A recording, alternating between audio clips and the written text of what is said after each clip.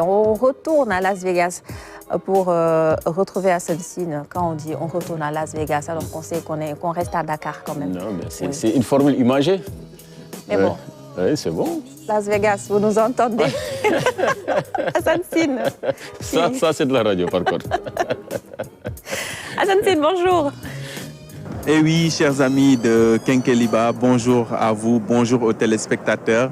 Le CES 2024 à Las Vegas bat son plein. Nous sommes presque à mi-chemin donc de cette grande messe de la technologie et de l'innovation. Et aujourd'hui, nous allons poursuivre notre présentation de la délégation sénégalaise. Hier, vous avez écouté le directeur général de Sénégal Numérique SA et une des startups ici présentes. Aujourd'hui, nous allons donner la parole à la directrice générale d'Expresso Sénégal, qui est également de la partie, mais aussi l'ambassade des États-Unis qui a un peu organisé toute cette participation de la délégation sénégalaise. Je vous propose de les suivre et de vous retrouver tout de suite après. Nous avons accompagné une dizaine de structures sénégalaises cette année au CES.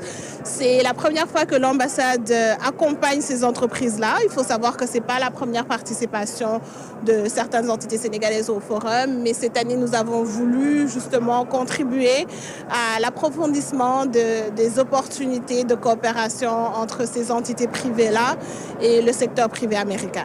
Il y a eu un engouement à Dakar lorsqu'on a parlé de la conférence parce que les gens la connaissent déjà de toute façon. Et puis l'objectif avec le département du commerce, c'est de pouvoir augmenter les opportunités de networking. Notre objectif, c'est de pouvoir centraliser les gens et de pouvoir les guider dans la façon dont ils vont faire leur networking afin de préciser justement les opportunités qu'ils vont avoir. Si je retrouve Sénégal Numérique, ça me fait que plaisir et fierté.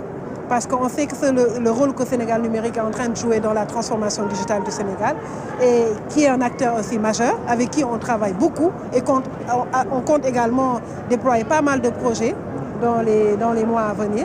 Ma croyance, c'est qu'aujourd'hui, en tant qu'acteur télécom, je ne peux pas tout faire tout seul.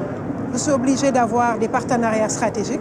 Et pour avoir ces partenariats stratégiques, on est obligé de venir assister à ces genres de conférences. Et ça vraiment la vision, et je pense qu'également c'est la vision de Sénégal Numérique, de vendre la destination au Sénégal, surtout pour ces sociétés-là également, pour qu'ils sachent que le Sénégal également est un pays en pleine croissance numérique.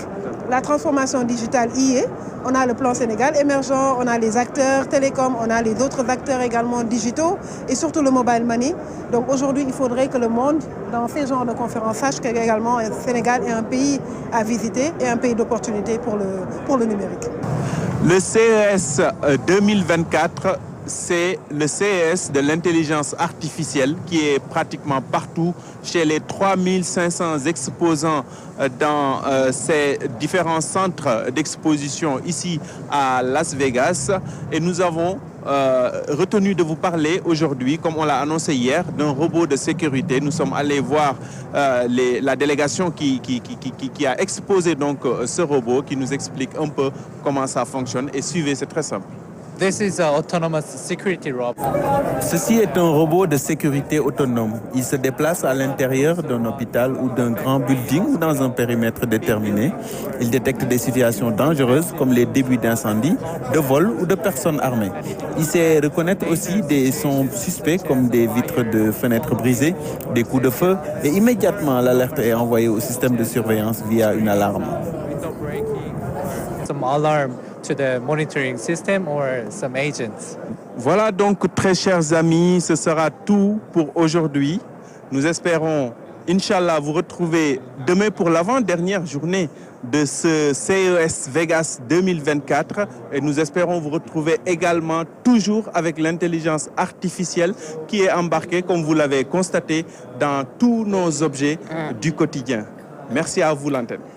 Merci beaucoup Hassan Sine depuis Las Vegas qui suit ce salon international sur les innovations technologiques. Ça vous interpelle d'ailleurs, Amadou, vous qui travaillez peut-être ou qui cherchez des solutions innovantes justement pour améliorer vos projets qui concernent notamment l'agriculture. Ce salon sur les innovations technologiques, ça vous parle bien sûr? Bien sûr, ça me parle beaucoup. Bon, pour moi, l'innovation, c'est le moteur du développement. C'est grâce à l'innovation que nous trouvons de nouvelles manières de faire, plus efficaces, plus efficientes, et du coup moins cher.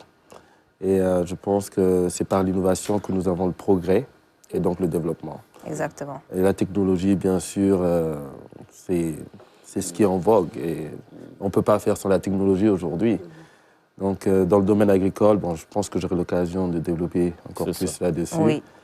Mais je vous avouerai que ça m'interpelle et je suis vraiment abonné à beaucoup de magazines sur les innovations technologiques pour rester vraiment à l'affût de tout ce qui se fait et tout ce qui est tendance. Exactement. Parce que ça va très vite dans ce domaine-là.